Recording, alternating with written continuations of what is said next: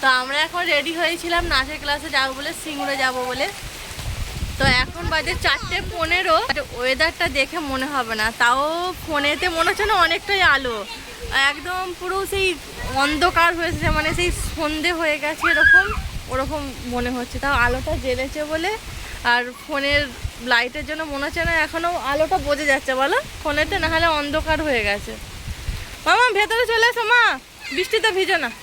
এই যে এখন বৃষ্টি পড়া শুরু হয়ে গেছে, যেদিনকেই নাচের ক্লাস থাকছে সেদিনকেই বৃষ্টি। আর জটা থেকে শুরু হচ্ছে, তার আগে তো হ্যাঁ মার খাবি। এই যে বৃষ্টি শুরু হয়ে গেছে, আর এই খ্যাপাপনাও শুরু হয়ে গেছে এখন।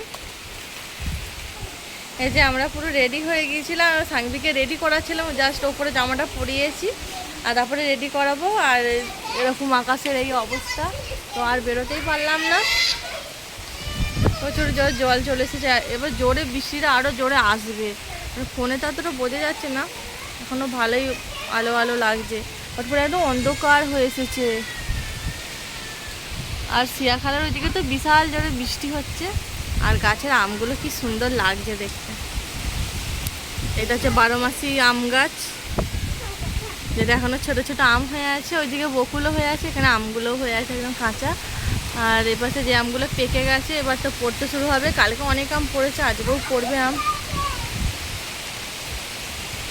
যে মায়েদের এখন নতুন মন্দির হচ্ছে, আজকে পাথর বসানো পুরো কমপ্লিট হয়ে গেল, তো সেই জন্য উপরটা পলিথিন দিয়ে দিয়েছে। বৃষ্টি পড়ছে, তুমি ভিজবে, বৃষ্টিতে ভিজবে। এটা হাম দিয়ে দাও তো, সবাইকে একটা হাম দিয়ে দাও।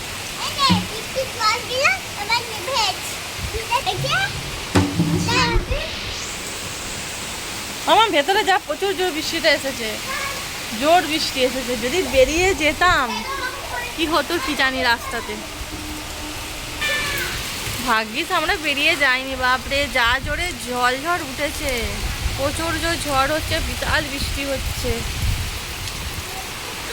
বেরিয়ে গেলে আমরা জোর ফেঁসে যেতাম।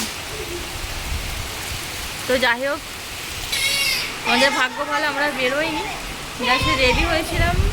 আর না তার আগে এরকম কিছু অন্ধকার এসেছে, মা বলছে বেরোস না জল ঝড় হবে। তারপরে বলতে বলতে মামা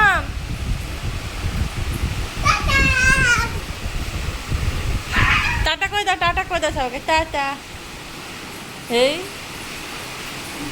এখন দু বোনে এখানে খেলা করছে, তো টাটা আজকে।